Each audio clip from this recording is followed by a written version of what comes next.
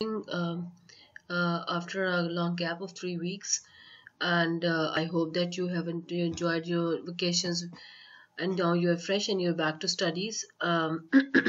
So let me have some discussion regarding what time is, how much time do we have, and what syllabus we have to cover, and where we are standing.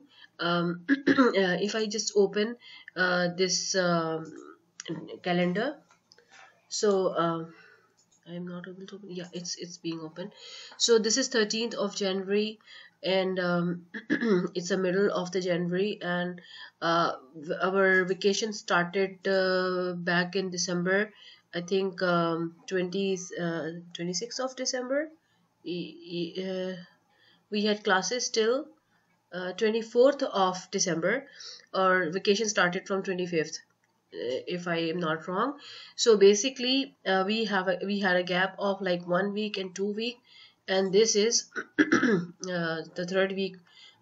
तकरीबन दो ढाई घंटे का gap. So this is 13th of January. How much time do we have? Look, we will have classes online till 31st of January, and after that we will have the first week, first से लेके I think 12 तक जो है, that is face to face classes, जिसमें कि first week में odd number students आएंगे and even number student will come in the second week.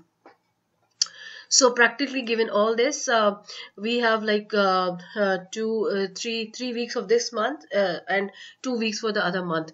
तो 5 week है जिसे हम practically 4 week कर लेंगे, because one of the week will be allocated, or some of the classes will be allocated for the further quizzes and assignments, which I would definitely would like to have once I'll be meeting you face to face. That is the first week for the odd students, so, and the second week for the even students.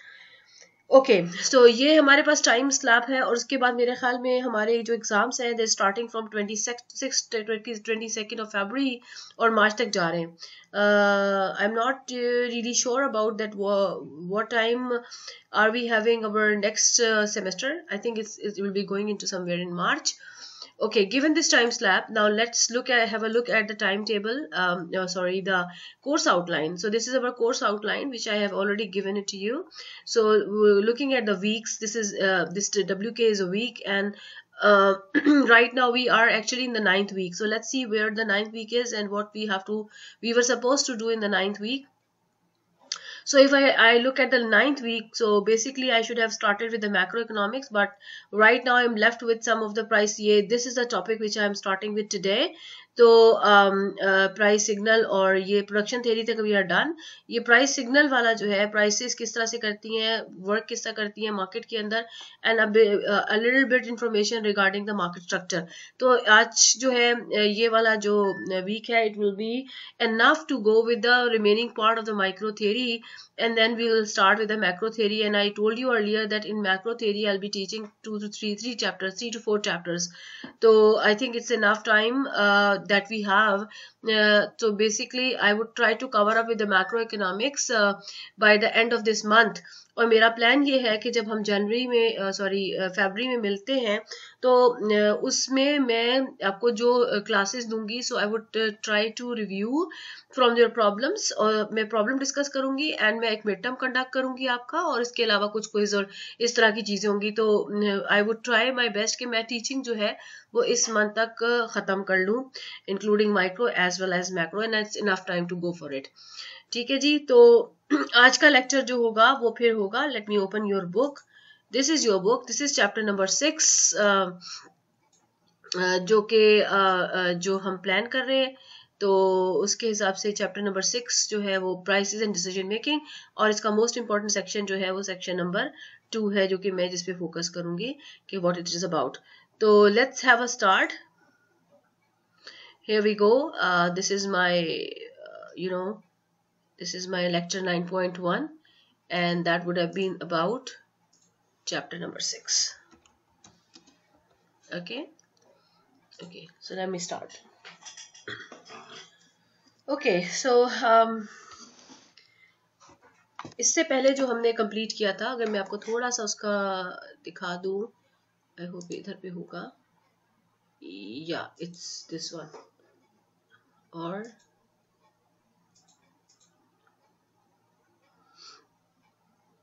yeah, this is 7.4 lecture. ये देखिए, ये सारा वो lecture है जो कि मैंने last आपको दिया हुआ है, इसको मैं रिव्यू नहीं करूंगी। इसमें we talked about the cost theories, type of cost theories, and then we talked about production and cost together, and then profit क्या होता है, प्रॉफिट मैक्सिमाइजेशन क्या होता है, MRMC रूल क्या होता है, और ये सारी डिस्कशन उसमें थी। तो जो आज का लेक्चर है वो है 9.1 जो इसके आगे है। तो moving on from the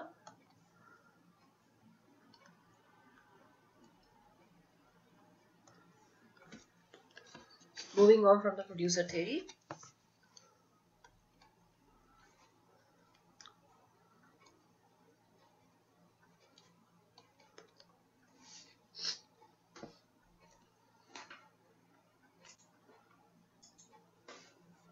So we were talking about producers theory. What is left? Number 1, supply and demand with equilibrium and non-equilibrium. Non equilibrium में दो चीजें हैं, एक चीज है जिसे आप कहते हो शॉर्टेज और दूसरे को आप कहते हो सरप्लस, राइट। और ये है सारा कुछ कहाँ पर, चैप्टर नंबर 6 सेक्शन नंबर 2, ये हमने कवर करना है। उसके बाद जो हमारा टॉपिक होगा जो हमने कवर करना है वो है producer theory and market structure, ठीक है, ओके। कौन कौन से मार्केट स्ट्रक्चर होंगे जिसको मैं डिस्कस करूंगी यहाँ पर, 4 मार्केट स्ट्रक्चर है। Perfect competition,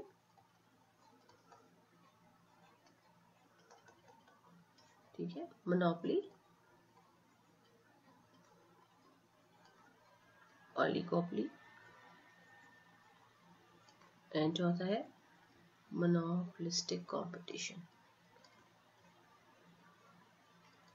and that would incomplete the micro theory discussion. So starting with the first topic, which I just written over here, first topic. So coming back to market, supply and demand.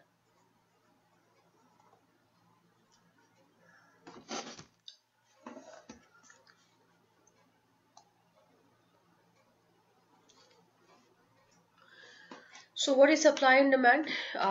Hope that you remember the supply function and the demand function and the market. Supply function is a relationship between prices and quantity supplies, and there is a positive relationship. What does it mean?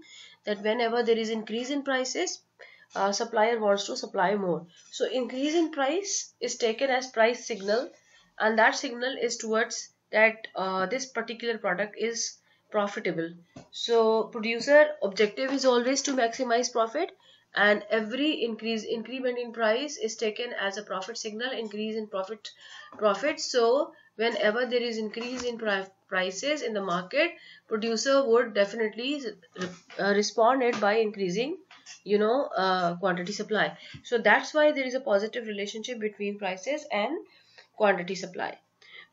So if I just recall about the demand function, demand is from the consumer side. Consumer are those who actually want to purchase less, buy less whenever there is a higher price. So if we talk about the relationship between quantity demanded and price, so there is a negative relationship. ये सारा कुछ हम already कर चुके हैं।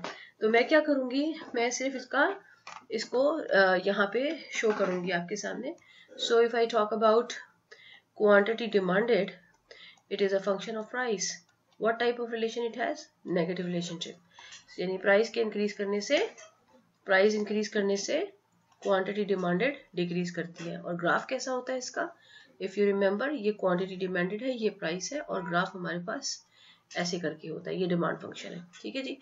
इसी तरीके से अगर मैं क्वांटिटी सप्लाई की बात करूं, it is again a function of price. कैसा रिलेशनशिप है? तो पॉजिटिव वन. इसका मतलब है when ever price increases, quantity supply increases. Graph बनाएंगे इसका तो कैसा बनेगा? It would be quantity supply over here, price here, so something like this. ये है supply function. If I join them together, so what I'll have? I will have market. Market is defined as uh, anywhere when the supply meets demand. So let's make it in a phase where we are taking supply and demand together, and here is price. So I have this demand, I have this as supply, and this is the point which is called equilibrium.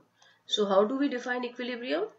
Equilibrium is defined as where supply equals demand. This is called equilibrium.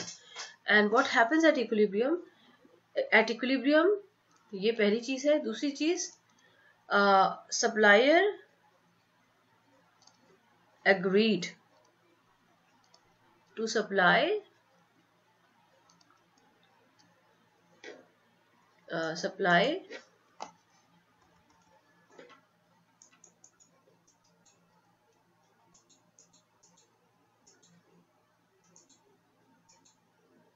supply the amount at a price which demander wants to purchase at the same price being offered by supplier. See?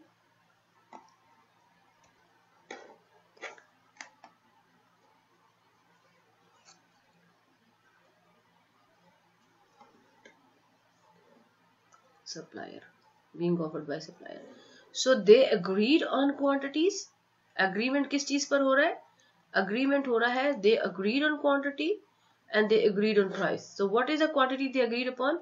Demander want to buy this much and supplier want to sell this much. So this is Q bar. Okay, and what is the second agreement? Was on price. This is the price at which supplier wants to sell, and this is the same price at which the demander wants to buy. So equilibrium is basically a situation where supply meets demand, and as a result we have Q bar and P bar. I am writing Q bar first because Q is coming on x axis. तो जब भी coordinate लिखते हैं तो हम x के coordinate को पहले लिखते हैं. That's why I'm writing Q bar P bar. चलो जी, ये क्लियर हो गया. अब चलते हैं कि ओके, क्या ऐसा हो सकता है कि ये हमेशा ही एग्री होंगे, या कभी ऐसा हो सकता है कि there is a some sort of disagreement between supplier and demander. So if I talk about agreement, agreement का मतलब क्या मैंने बताया? Supply meets demand, both are same. And disagreement क्या होगा? इसका मतलब डिसएग्रीमेंट क्या होगा कि जब ये बराबर ना हो, supply is not equal to demand. If they are not equal, then there are two possibilities. First, either supply exceed demand. Second, or supply is less than demand. So whenever market has a situation where supply is not equal to demand and supply is more, तो हम इसे क्या कहते हैं? इसे हम कहते हैं excess supply. ये क्या situation होती है? ये वो situation है जब मार्केट में there is product but nobody is willing to buy. So excess supply is there. और इसका रिजल्ट क्या आता है? जब भी मार्केट के अंदर बहुत स्टॉक रहता है तो सप्लायर क्या करेगा अपने स्टॉक को सेल करने के लिए? वो अल्टीमेटली प्राइस को डिक्रीज करेगा. So what I am expecting कि whenever there is excess supply, price पे प्रेशर आएगा डाउनवर्ड्स और प्राइस डिक्रीज करेगी.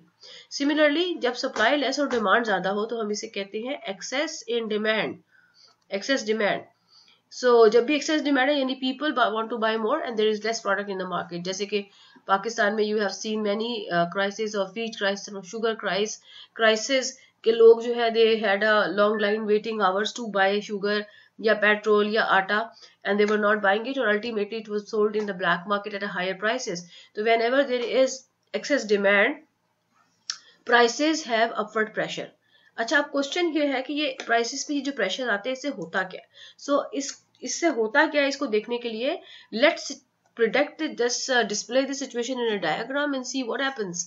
So I am showing the situation.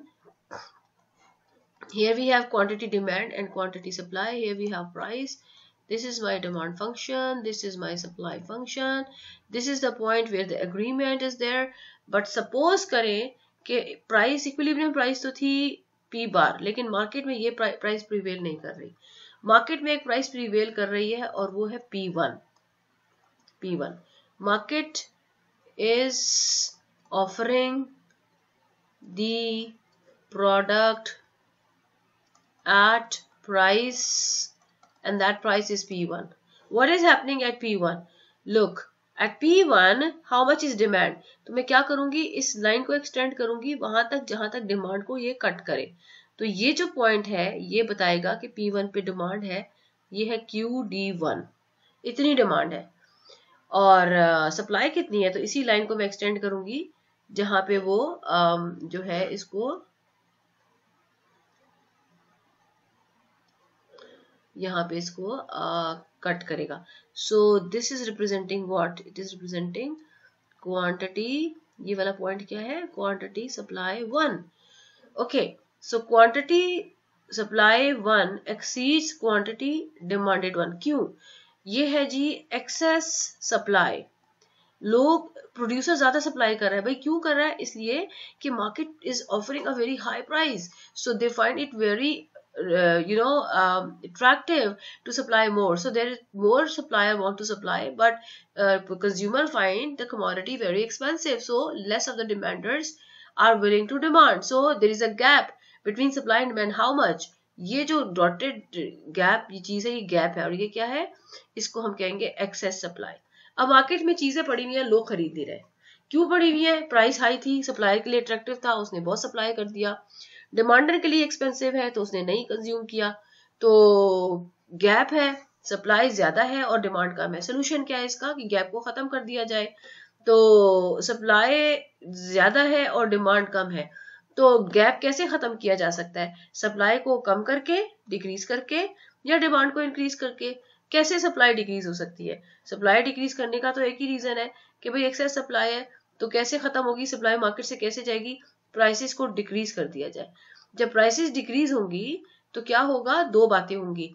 अब क्योंकि प्रॉफिट मार्जिन कम हो गया है तो सप्लायर के लिए ही लेस अट्रैक्टिव है, तो मार्केट से सप्लाई कम होना शुरू हो जाएगी. And at the same time it has become attractive for the demander because it is now less expensive, so they start increasing demand. Both of the things, in decrease in supply and increase in demand, will take place simultaneously and such that the gap between the supply and demand will start reducing. तो ये देखो क्या हो रहा है कि demand increase करने लग रही है, क्यों? प्राइस के डिक्रीज करने से. और सप्लाई इंक्रीज कर रही है, तो कहाँ से डिक्रीज कर रही है? तो ये देखिए मैं ये एरोज शो कर रही हूँ. What is this arrow? Arrow showing increase in demand. देखो जैसे जैसे हम एरो से नीचे जा रहे हैं ना, तो इंक्रीज इन डिमांड. क्यों? कि इस प्राइस की बजाय कोई लोअर प्राइस मार्केट में रहेगी. अगर ये सपोज प्राइस आ जाती है तो यहाँ पर क्या है, इतनी डिमांड है और इतनी सप्लाई है, तो सप्लाई डिक्रीज हो गई. लेकिन अभी भी गैप है, तो जब तक वो गैप रहेगा price keep on adjusting down until it will reach to this point जहां पर enough demand and supply changes has taken place such that the market is having equilibrium of supply equals demand. So this is the situation of excess supply and it results in reduction in price until it restores back the equilibrium. ठीक है जी, तो ये एक situation थी जो मैंने आपको बता दी. तो क्या इसका कंक्लूजन मैंने क्या निकाला? कंक्लूजन ये है if market has excess supply, then there is downward pressure on prices. As a result, demand starts increasing and supply starts decreasing, which finally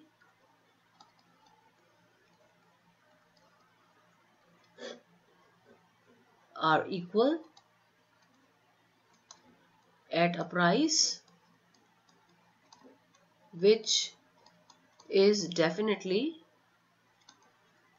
a lower price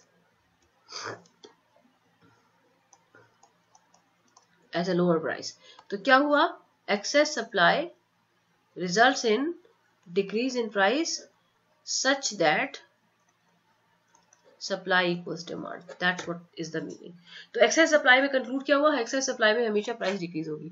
दूसरी सिचुएशन ऑफ डिसइक्विलिब्रियम को हम discuss कर लेते हैं। दूसरी situation क्या थी, पहली सिचुएशन थी कि जब सप्लाई कर दे डिमांड से एक्सीड। दूसरी सिचुएशन थी जब सप्लाई हो लेस देन डिमांड। तो देखते हैं वो कहाँ पर होगा।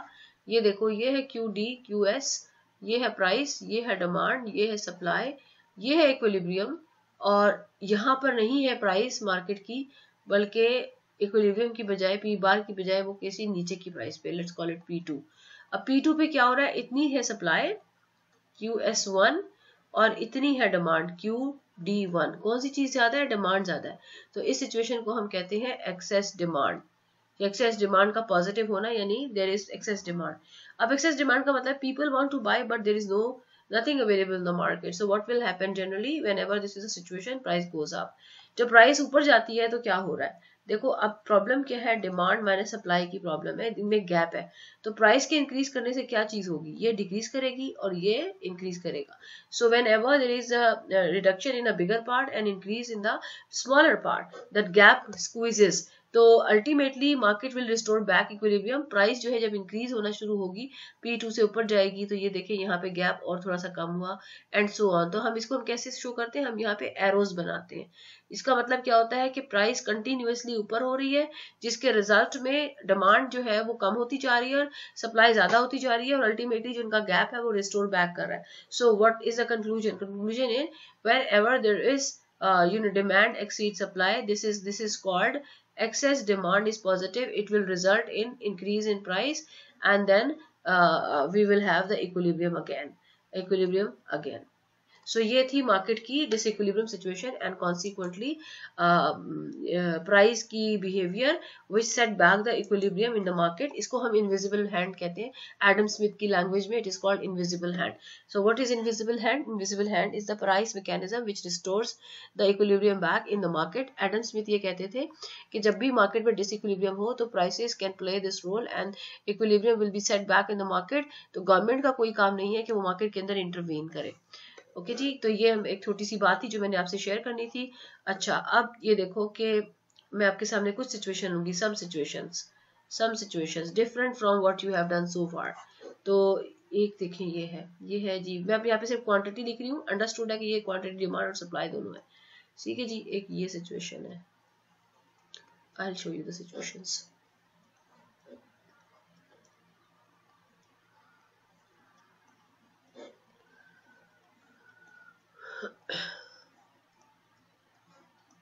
Okay, this is the first situation number 1. This is situation number 2. This is situation ये है situation number 3. What is it? It is equilibrium. What is this? ये है demand, ये है supply, ये है demand, ये है excess supply, और ये क्या है, excess demand. एक्सेस सप्लाई में रिजल्ट क्या होता है, कुछ भी नहीं होता, प्राइस जो है वो डिक्रीज होती है और इक्विलिब्रियम आ जाता है। इसमें क्या होता है, प्राइस इंक्रीज होती है और इक्विलिब्रियम आ जाता है। इसमें क्या होता है, प्राइस कांस्टेंट रहती है, अपनी ना ऊपर जाती है ना नीचे जाती है। तो ये सिचुएशन मैं ऑलरेडी डिस्कस कर चुकी हूँ आपके साथ। फर्दर कुछ और चीजें भी हैं। सी, इसको मैं नंबरिंग कर देती हूँ। Let's call it A situation, let's call it B situation, let's call it C situation. Now I'm showing you D situation, E situation, F situation, and what are they? Look at here. Interesting है. I'll show you these 3 more situations. Look, same demand, Q, P, demand, supply. Q, P, demand, supply. Q, P, demand and supply. Look at this. ये है equilibrium E बार, ये है equilibrium E बार, और ये है equilibrium P bar. Think of it. What is happening? What is happening here? Demand has shifted up, right? Similarly, demand can shift down as well. तो down वाला मैं नहीं बना रही. What is happening here? Supply has shifted. Why? ये increase है कि decrease है? तो इसमें कोई कंफ्यूजन नहीं होती. आप सिर्फ ये देखो, एक सर्टेन प्राइस है, जैसे ये वाली प्राइस है, ठीक है, सर्टेन प्राइस है. इस प्राइस के ऊपर पहले सप्लाई कितनी थी? इतनी थी, ठीक है. इस पॉइंट के हम सप्लाई के पॉइंट से रिट्रीव करें, और अब कितनी है? इतनी है, तो कम हुई है ना. तो ये है डिक्रीज इन सप्लाई, ठीक है. और ये क्या चीज है? ये है increase in demand. Increase in demand, ठीक है. तो अगर मैं कहूंगी where what will happen to the graph when there is increase in demand, so you will say it will demand will shift up. If I say what will happen to demand if demand has gone down, तो आप कहोगे demand function will shift down. So demand curve can shift up or shift down. Similarly, supply curve can shift up or shift down. If it shifts up, it is decrease in supply, or if it shifts down, it is increase in supply. Okay? तो दोनों चीजें हो सकती है. Demand भी increase decrease हो सकती है, सप्लाई भी इंक्रीज डिक्रीज हो सकती है. और तीसरी बात क्या हो सकती है कि डिमांड भी सपोज करो इंक्रीज हो रही है, सॉरी ये इस तरह से होगा, डिमांड भी इंक्रीज हो रही है और सप्लाई भी इंक्रीज हो रही है, यानी दोनों ग्राफ भी चेंज हो सकते हैं, ठीक है. तो हो क्या रहा है मार्केट में? क्या होगा आप देख सकते हो कि मार्केट में आपके सामने कि क्या हो रहा है कि इस वाले ग्राफ के अंदर हमारे पास जो चीज है वो है original demand, new demand, and like ये हमारा पहला इक्विलिब्रियम है और ये हमारा दूसरा इक्विलिब्रियम है. ये दूसरा इक्विलिब्रियम कैसे आएगा? The original supply function and new demand function. Result क्या आ रहा है? डिमांड के इंक्रीज करने से प्राइस इंक्रीज कर रही है, P1 हो रहा है, और क्वांटिटी भी इंक्रीज कर रही है, ये भी इंक्रीज कर रही है और ये भी इंक्रीज कर रही है. तो हम क्या कहेंगे? If demand increases, price P bar will increase, यानी इक्विलिब्रियम प्राइस भी इंक्रीज करेगी, Q बार भी इंक्रीज करेगी, जो ग्राफ हमें बता रहा है. Now look at this supply decrease. आपको पता है ना मार्केट में जब भी सप्लाई डिक्रीज होती है तो शॉर्टेज हो जाती है, और शॉर्टेज का मतलब क्या होता है? प्राइसेस को ऊपर जाना होता है. तो अगर आप कंपेयर करो, ये देखो ओरिजिनल डिमांड ओरिजिनल सप्लाई, ये ओरिजिनल इक्विलिब्रियम है, और दूसरा इक्विलिब्रियम कहाँ आएगा? जहाँ पे शिफ्टेड डिमांड, ये सप्लाई होगा. तो ये वाला देखो, supply has gone change and demand is same. तो ये मेरा अगर E1 है तो ये क्या होगा? ये मेरा होगा E2. कंपेयर करें E1 और E2 के साथ, तो मैं जरा इसका डिफरेंट कलर लेके कंपैरिजन के लिए यूज कर लेती हूँ. So look what is happening to the quantity. It has gone down. What is happening to the price? It has gone up. And it is very clear क्योंकि जब भी market के अंदर सप्लाई कम होगी, so it will give a upward pressure on prices. That what is happening and we can see from the graph. इसी तरह से supply के कम होने से मार्केट के अंदर जो क्वांटिटी सेल हो रही है वो भी कम हो जाएगी, ठीक है जी. इसके ग्राफ को भी मैं जरा यहाँ पे आ गया, सॉरी ये है, इस ग्राफ को भी मैं जरा थोड़ा सा रेड से हाईलाइट कर देती हूँ. इसी तरह से ये है हमारे पास एक सिचुएशन जिसमें मैंने डिमांड को भी इंक्रीज किया है और मैंने सप्लाई को भी इंक्रीज किया है. तो क्या होगा? लुक, ये न्यू इक्विलिब्रियम है, here we go, quantity increase कर रही है. डिमांड के इंक्रीज करने से लोग ज्यादा परचेज करना चाह रहे हैं, so there is a possibility that market end up selling more product. और दूसरी बात है supply wants to sell more, तो वो अवेलेबिलिटी भी है, so they end up ultimately in increase in quantity, equilibrium quantity, ठीक है जी. और यहाँ पर क्या हो रहा है? यहाँ पर इंक्रीज इन प्राइस हो रहा है, इक्विलिब्रियम प्राइस, और डिक्रीज इन क्वांटिटी हो रहा है, Q बार. तो ये अच्छा, अब ये जो ग्राफ्स हैं, ये ग्राफ तो मैंने यहाँ पे बना दिए, लेकिन these are not the only possibilities we can have. So before I go for more possibility, मतलब पॉसिबिलिटीज क्या हो सकती है? पॉसिबिलिटीज हो सकती है, नंबर 1 पॉसिबिलिटीज है, मैं ब्लैक पेन ले लूं. पॉसिबिलिटीज क्या है? डिमांड में गो अप, ठीक है जी, and supply is same. Okay. दूसरा क्या हो सकता है? डिमांड में go down and supply is same. तीसरा क्या हो सकता है? दूसरा ये पहली पॉसिबिलिटी है. फिर क्या हो सकता है? Supply can go up and demand is same, and supply can go down and demand is same. समझ आई? ये अब हम एक एक ग्राफ को चेंज करें. तीसरी possibility, supply increase, demand increase, supply increase, demand decrease, ठीक है जी. Supply decrease, demand increase, and supply decrease, demand भी डिक्रीज। ये 4 सिचुएशंस ये हो सकती हैं। ठीक है, इसमें फर्दर भी केसेस बन सकते हैं कि जो इनके इंक्रीमेंट है वो बराबर है गैर, तो लेकिन ओके इतना ही आप कर लो तो बहुत है। तो मैं ये चाहती हूँ कि आप इन सब के ग्राफ्स बनाओ, and it would be your assignment. Group में भी पोस्ट कर दूंगी एक छोटा सा होमवर्क या असाइनमेंट, जो भी कह लो, ग्रेडेड होगा ये। तो you need to make graph and you will have to show what will happen as a result of these changes। तो बेसिकली कितने ग्राफ नजर आ रहे हैं, 1 2, कि कितने ग्राफ है ये हमारे पास, 1 2 3 4 5 6 7 8, इससे भी कहीं ज्यादा बन सकते हैं बट इतना ही बना ले तो काफी है। अच्छा, तो ये हमारे पॉसिबिलिटीज हैं जो कि आपने बनानी है। मुझे ये आपने एज असाइनमेंट सबमिट करानी है। मैं एक पेपर भी अपलोड कर देती हूँ भी असाइनमेंट का रिगार्डिंग दिस क्वेश्चन। अब क्वेश्चन ये पैदा होता है कि भैया ऊपर और नीचे क्यों डिमांड, वाई डिमांड चेंज। ठीक है, चेंज क्यों होती है, यानी इंक्रीज और डिक्रीज क्यों होती है, क्वेश्चन है ये। आंसर क्या है इसका, डिमांड क्यों चेंज होती है। भाई आपको पता है क्वांटिटी डिमांड जो है वो फंक्शन होती है प्राइस का, और प्राइस के अलावा बहुत सारे और वेरिएबल्स होते हैं जिसको इन्फ्लुएंस कहते हैं, जैसे कि इनकम, जैसे कि टेस्ट, जैसे कि प्राइसेस ऑफ सब्स्टिट्यूट्स, ठीक है, prices of complements and so on. तो इनमें से प्राइस के साथ अगर चेंज होती है तो नेगेटिव रिलेशनशिप होता है क्वांटिटी डिमांड और प्राइस में।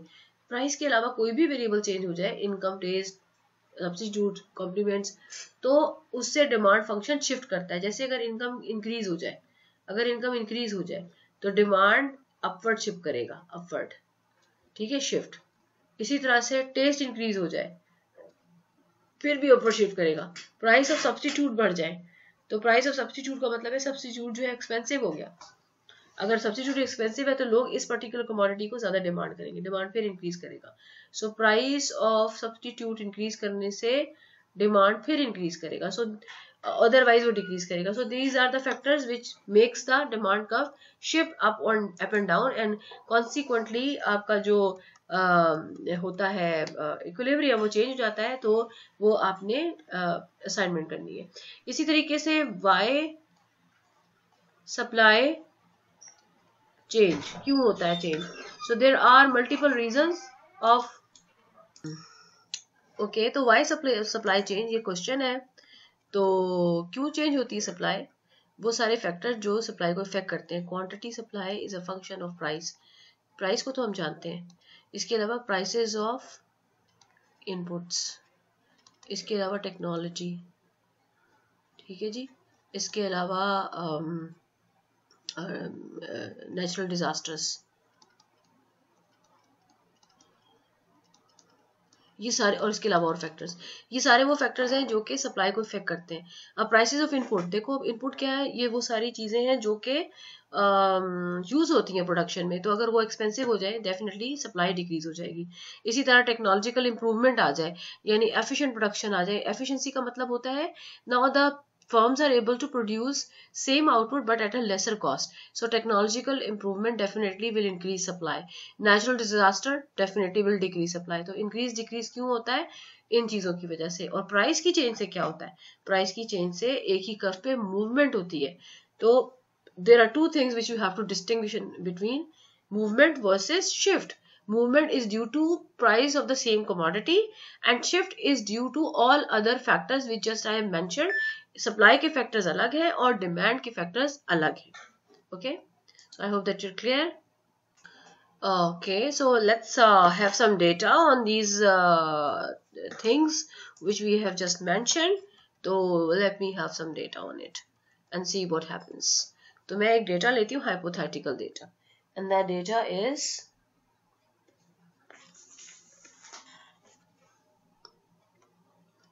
price, quantity demanded, quantity supplied, ठीक है जी।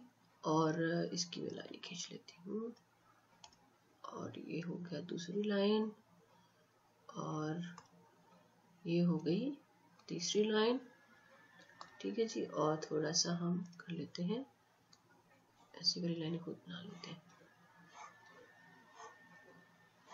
ओके ओके, सो प्राइस का डेटा लें 30, 25, 20, 15, हम एज्यूम कर रहे हैं, सही है, 10 और 5, 5 के डिफरेंस से प्राइसेस हैं।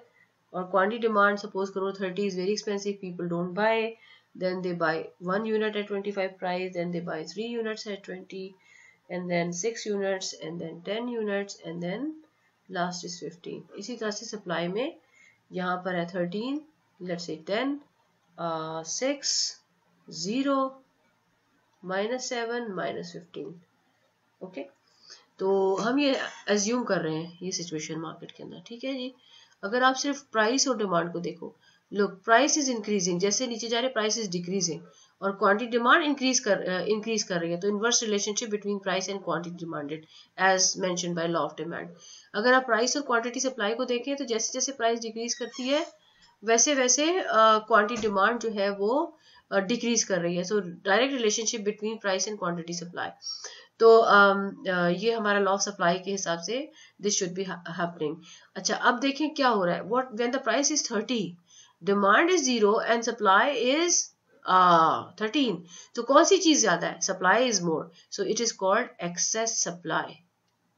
ओके, 25 के ऊपर क्या है, डिमांड 1 है, सप्लाई है 10, एक्सेस सप्लाई। रिमेंबर, जितनी ज्यादा हाई प्राइस होगी उतना ज्यादा एक्सेस सप्लाई होगा मार्केट के अंदर। यहाँ पर एक्सेस सप्लाई जो है वो 13 यूनिट्स है, यहाँ पर एक्सेस सप्लाई 9 यूनिट्स है। तो इसी तरह से 20 प्राइस पे क्या है, 3 और 6, सप्लाई फिर ज्यादा है तो एक्सेस सप्लाई। 15 पे क्या हो रहा है, 15 के ऊपर